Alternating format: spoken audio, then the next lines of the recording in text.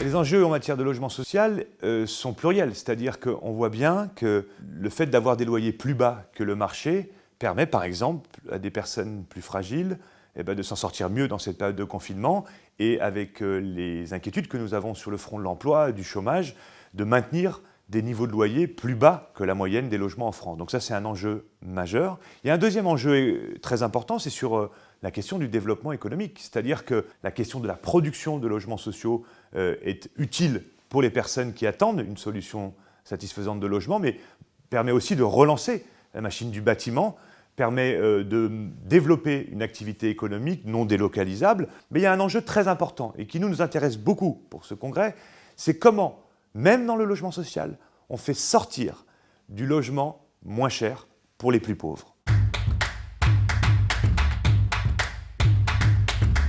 La Fondation Abbé Pierre, elle participe à ce congrès depuis des années. Qu'est-ce qu'on en attend ? C'est un lieu finalement de brassage de nombreux acteurs politiques, intervenant sur la production, sur la rénovation, sur les questions sociales, sur la vie des quartiers populaires. Donc c'est évidemment un moment fort dans le domaine du logement. Et le ministre du Logement, parfois le Premier ministre, se saisissent de cette occasion pour faire un certain nombre d'annonces.